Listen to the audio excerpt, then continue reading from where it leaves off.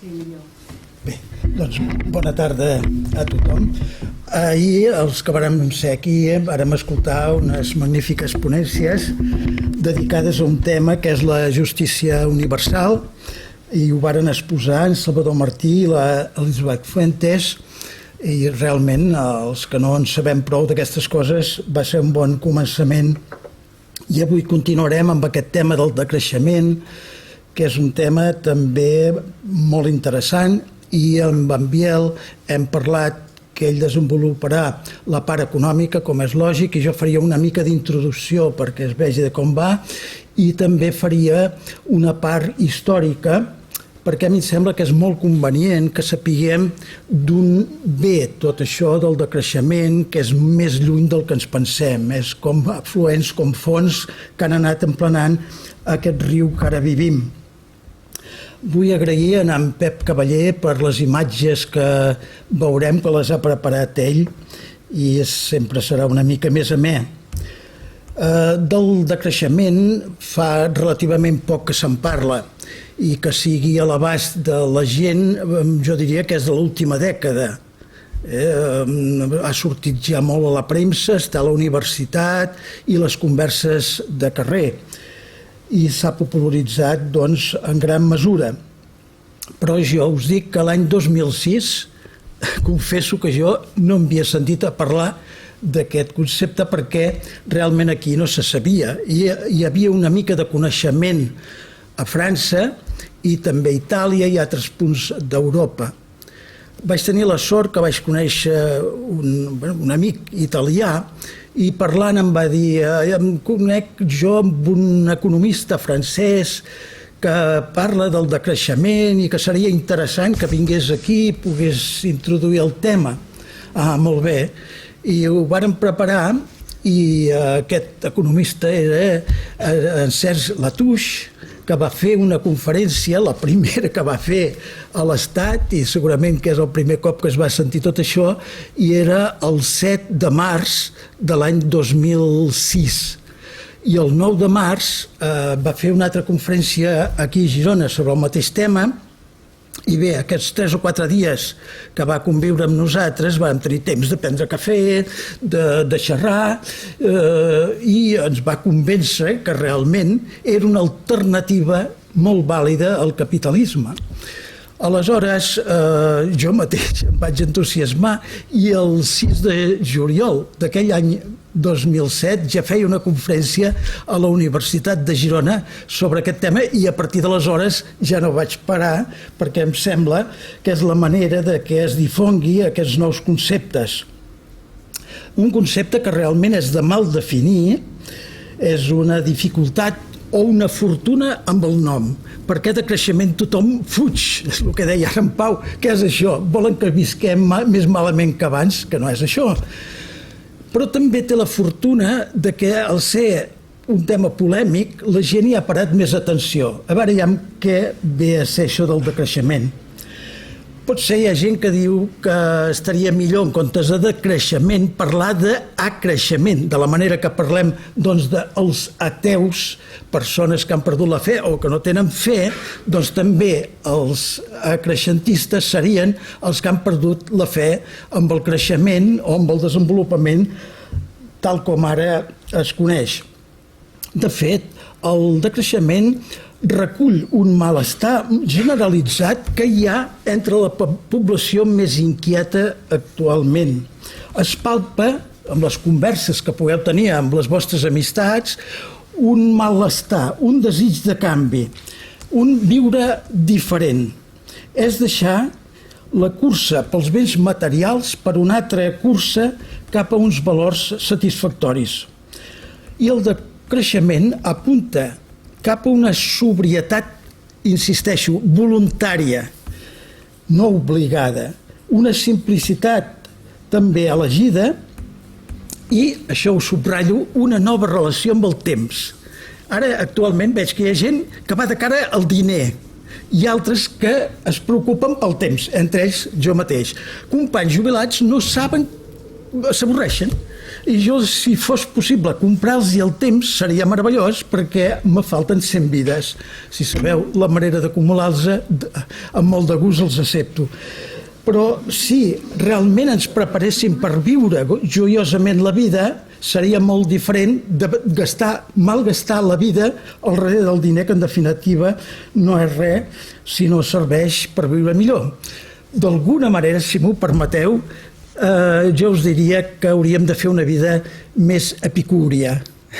Soc un gran enamorat de l'Epicur, tot i que tan mal explicat i tan despreciat d'una manera que no hi ha dret, vaja. Jo penso que no és tornar al passat, practicar el decreixement no seria anar cap a un passat, sinó inventar una tradició renovada. I perquè quedi potser clar del que va la cosa, no hi ha com llegir-vos una definició de Serge Latouche que diu: el decreixement, com a tal, no és veritablement una alternativa concreta, seria més aviat la matriu que donaria lloc a l'eclosió de múltiples alternatives. No és només un bloc, una doctrina, sinó que s'hi van sumant moltes maneres alternatives de viure. Té una llarga tradició, com he insinuat al començament, perquè, en definitiva, la història de la humanitat és la història de dues forces, les renovadores i les que ja els hi està bé l'statu quo, que tenen por de què passarà. Sempre a vegades m'agrada posar el cas d'Aristòtil, una persona indiscutiblement ben intel·ligent, però malauradament ben poc imaginatiu. Jo penso que és molt millor ser la imaginació que pas la intel·ligència. Aristòtil es feia aquesta pregunta: escolteu, no podem sortir de l'esclavisme perquè si no hi ha esclaus, qui treballarà? Com anirà l'economia? No li cabia al cap que hi havia una altra alternativa, i això va passar al final del feudalisme, al final del mercantilisme, i ara, final últim del capitalisme, ens passa igual. No podem viure, no hi ha alternativa, ens diuen. Mentida. Hi ha alternativa. Com sempre hi ha hagut alternatives. Aquest senyor, que jo us deia, com que en Pep m'ho ha preparat, el teniu aquí, si no el coneixiu, segurament la seva imatge no deu ser la que correspon, però bé, almenys ens en fem una idea.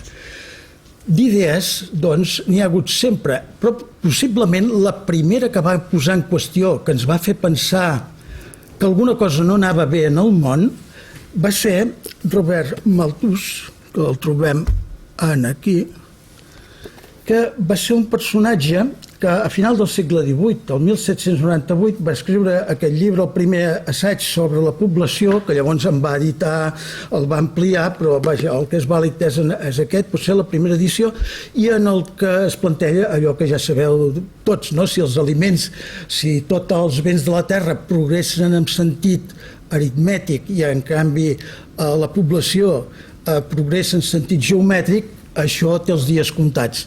Afortunadament encara som vius per una sèrie d'elements que han anat modificant, però el que és interessant d'ell és que ens va qüestionar, ens va interpel·lar i ens ha proporcionat idees per anar dissenyant el futur.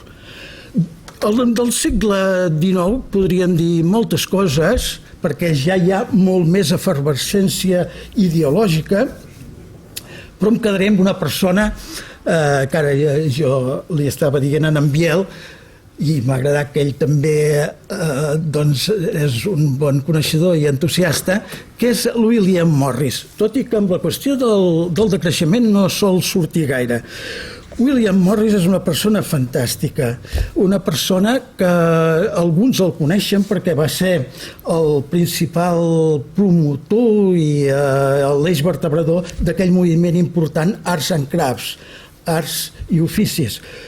Però no destaca solament per això, sinó que es va posar en qüestions polítiques de veritat, i ell, que tenia una fortuna, la va posar a disposició de foment del socialisme ja en aquella època del segle XIX. Va treballar per la desaparició del capitalisme i deia coses realment avançades. L'absència de la moneda, emancipació de les dones, en ple segle XIX, unions lliures, assemblees locals que substituïssin els parlaments, però té una cosa que, si em permeteu, llegeixo una frase que per mi defineix ben bé el que era ell. Diu: no tinguin res en les seves cases que no les sàpiguen fer útils i no creïn, no creieu i que no creieu que aquesta cosa és vella. O sigui que es pot dir que aquí resumeix, per una part, aquesta sobrietat desitjada i, per altra part, perseguir la bellesa. Són coses que no són incompatibles. Jo aquests llibres els he portat, si és que algú li interessa donar-hi un cop d'ull, us ho podeu mirar. També com ara tinc aquest, Notícies de cap part, i no em sé estar, com a mínim, d'ensenyar-vos-ho, perquè als anys 80 es va fer una exposició sobre la seva obra de disseny, que va revolucionar, en el Museu d'Art de la Ciutadella, que ara ho varen sumar, el que hi havia allà, en el MNAC. Per mi, un magnífic error, com tants errors es fan en matèria de museus, que no m'hi vull posar perquè a mi no toca, però això va ser per fer el gran museu nacional, només faltaria, hem de ser més que Madrid. Bestieses, perquè en definitiva ara ja estava molt bé, no pas la Ciutadella. Fa 3 anys es va fer una magna exposició, crec que es van fer en altres llocs de l'Estat, però amb disseny de Morris, i ara és impossible, però és tanta bellesa que només amb això torna revolucionari, perquè la bellesa és revolucionària, és la que ens dona capacitat per seguir treballant en aquest món a vegades tan difícil. Bé, ja situats en el segle XX, el segle XX és molt més complex, però em quedaré amb pocs personatges. El primer de tots és un que ja n'heu sentit a parlar, si algú i tant de l'ensenyament sabeu de sobres, que és Ivan Illich, és un personatge crític amb l'escola, una escola dedicada a l'utilitarisme i a la competitivitat. Si ara s'aixequés aquest home, què diria amb els anys que han passat, i tot està molt més en retrocés en aquest aspecte, però no solament va ser crític amb l'escola, sinó també era crític amb la societat de consum, era crític amb la ciència d'aleshores, la tècnica i el progrés. Ivan Illich va ser una persona que va donar idees a molts altres a seguir aquest camí i aprofundir amb el tema. Un altre personatge que jo voldria que almenys ser citat en aquesta reunió és Nicolás Georgiescu Roegen, que és una persona que va néixer 20 anys abans que Ivan Illich, però que ja les seves idees estan completament connectades amb el decreixement, tot i que ell mai en les seues obres va pronunciar la paraula decreixement.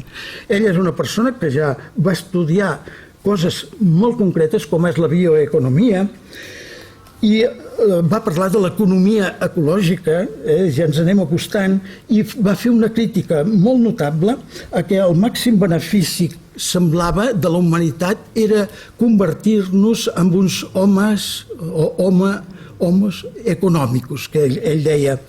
L'economia, segons aquest personatge, ha d'estar lligada a la biologia.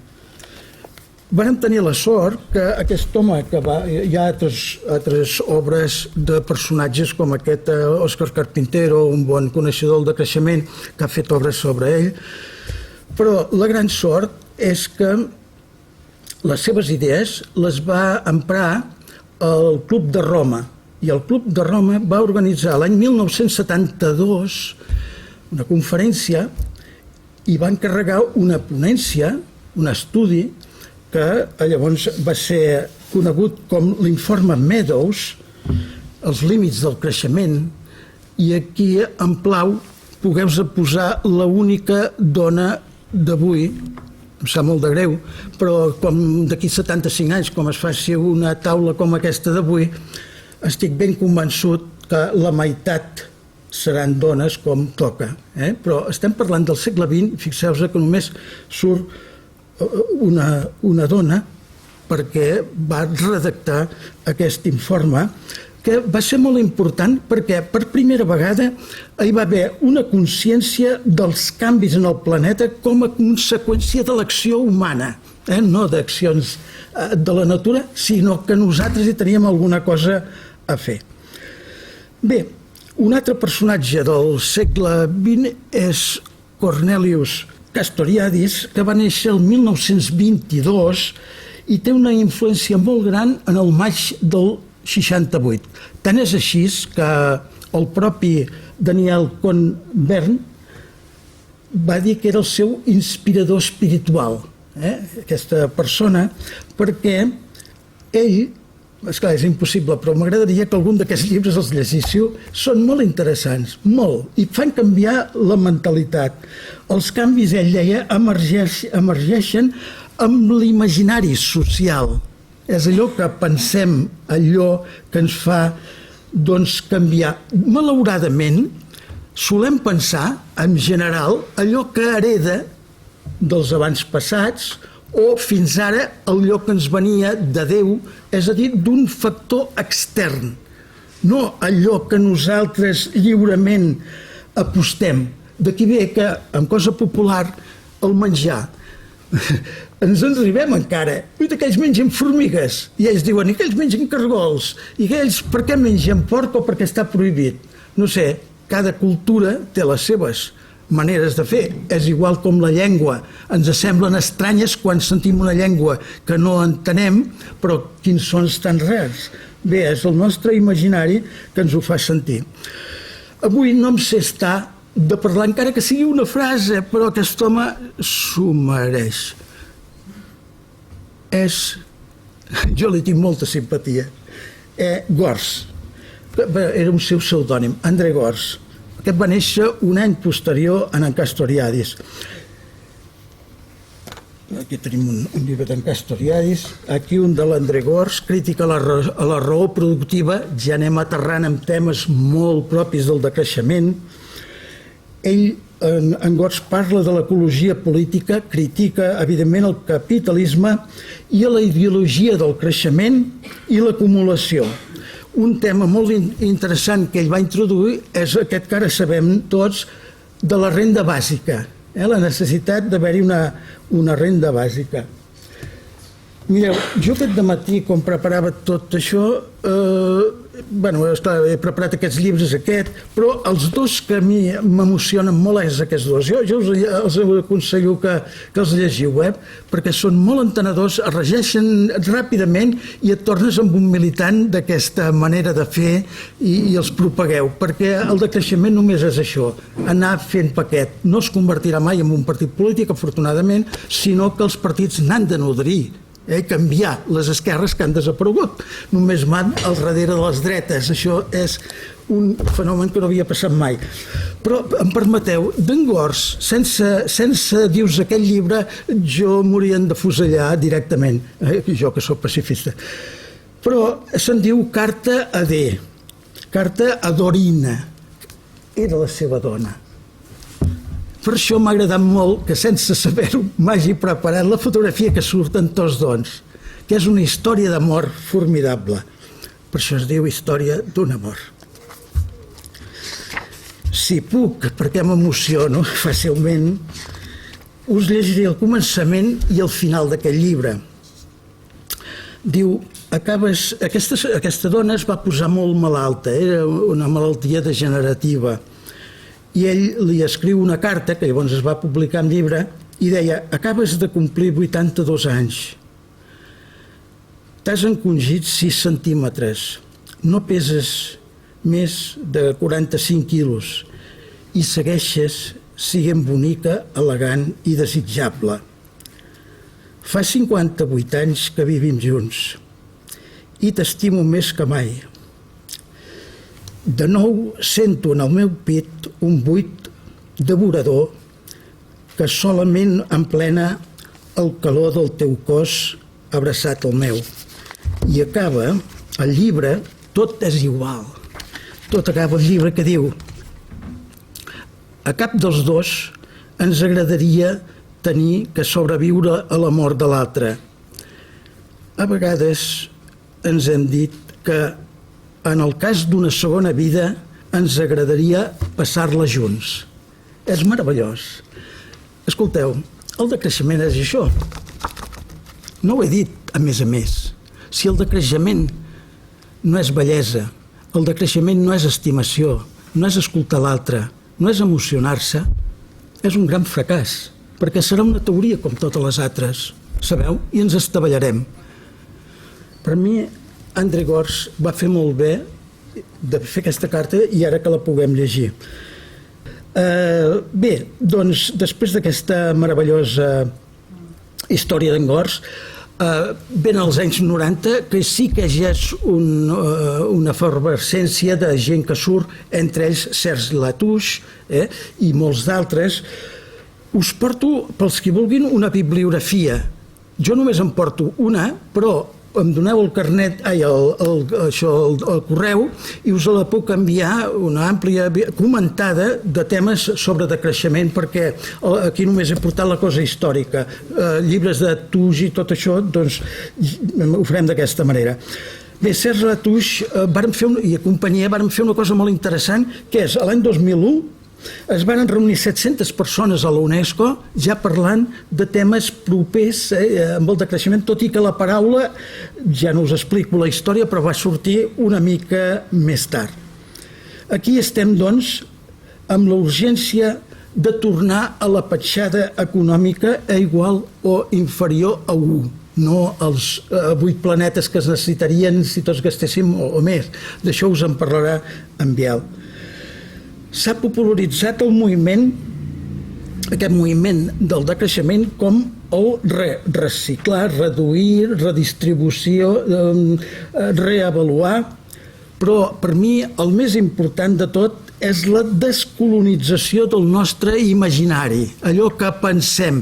Hem de pensar de manera diferent, ser autònoms, deixem-nos del que tothom ha fet sempre, perquè si no encara estaríem a l'època medieval.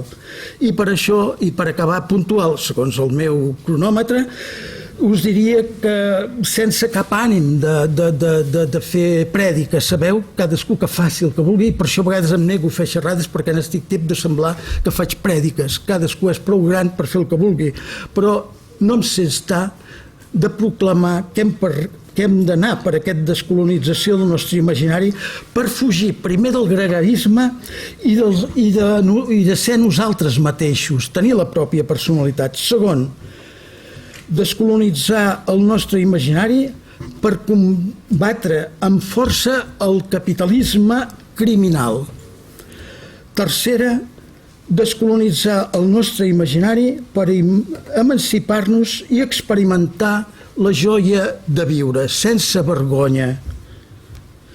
I finalment, descolonitzar el nostre imaginari per salvar aquest planeta gràcies a la bondat.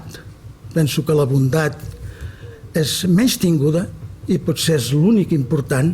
Tot l'altre és fum. L'únic que compta és la bondat, perquè una persona bondadosa lluitarà contra els criminals.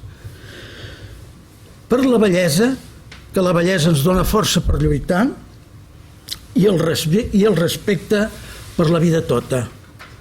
He acabat a les 19:35:00, casualment, que és el que jo m'havia apuntat aquí.